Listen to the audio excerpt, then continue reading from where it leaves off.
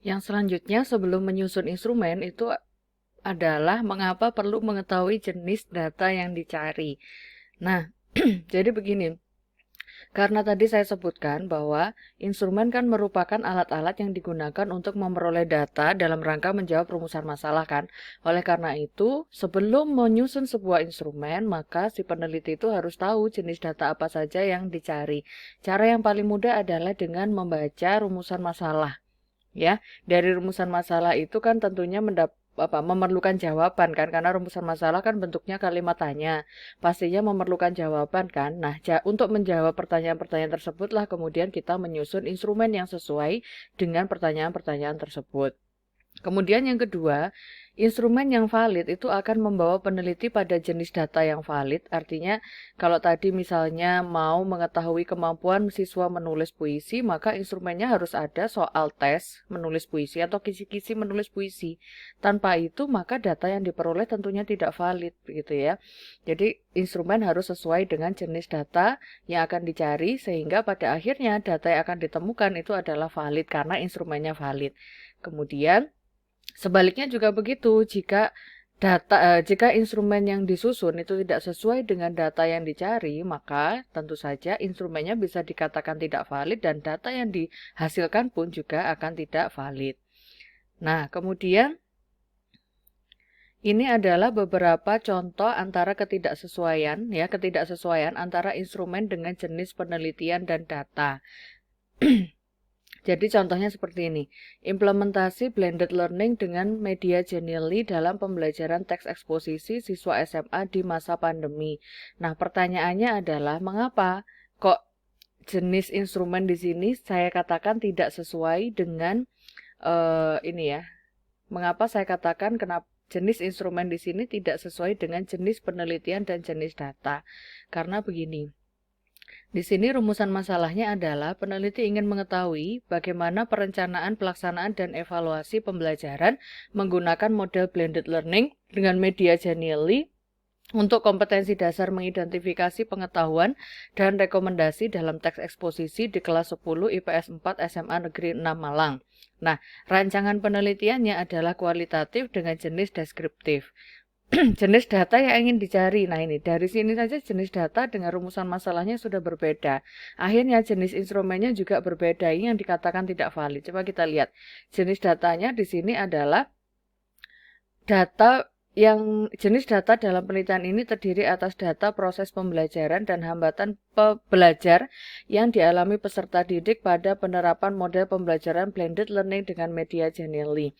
Nah, padahal tadi rumusan masalahnya apa? Dia mau mencari bagaimana perencanaan, pelaksanaan, dan evaluasi kan.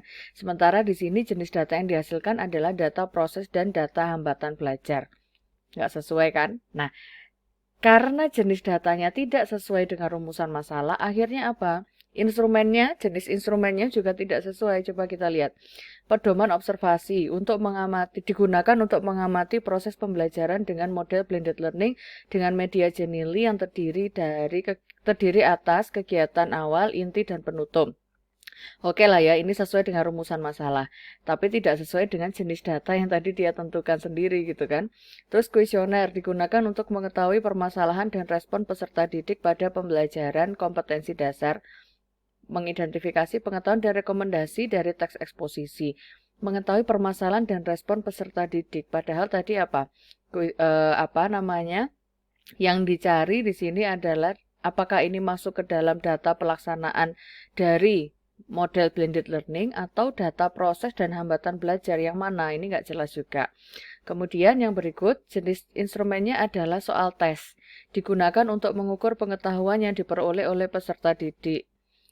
Oke, pengetahuan peserta didik mungkin maksudnya mau ke ranah evaluasi ya.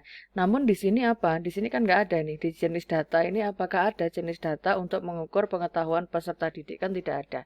Jadi ini milik mahasiswa bimbingan skripsi saya yang saat ini masih sedang berproses revisi. Kenapa revisi? Karena itu tadi antara rumusan masalah dengan jenis data dengan instrumen itu tidak nyambung satu sama lain. Terus di sini juga belum ada instrumen yang digunakan untuk mengetahui bagaimanakah perencanaan pembelajaran dengan model blended learning dengan bantuan media Genially pada kompetensi dasar mengidentifikasi pengetahuan dan rekomendasi dalam teks eksposisi, bukan? Nah, gitu. Jadi, sekali lagi, untuk menentukan jenis instrumen yang tepat, maka berangkatnya dari rumusan masalah. Dari rumusan masalah itu, tentukan jenis rancangan penelitiannya apa. Kalau memang rancangan penelitiannya itu berada dalam payung pendekatan kualitatif, maka kalian pergi ke sini tadi. Kalian pergi ke apa sih instrumen utama dalam sebuah penelitian kualitatif? Di sini sudah ada saya letakkan kan, ada catatan lapang, ada pedoman observasi, ada inventory. Nah, apakah itu sudah ada? Itu minimal ya, maksudnya bisa ditambah, bisa juga dikurangi, tapi minimal instrumennya harusnya ada itu gitu. Oke, ini pedoman observasi sudah ada, kuesioner. Oke, ini tambahan. Kemudian ada soal tes. Namun, apakah antara instrumen dengan jenis data, dengan rancangan penelitian, dengan rumusan masalah ini sudah sesuai? Jawabannya pada contoh ini adalah belum sesuai. Sehingga harus disempurnakan lagi kesesuaian antara rumusan masalah dengan rancangan penelitian, dengan jenis data, dan juga dengan instrumen.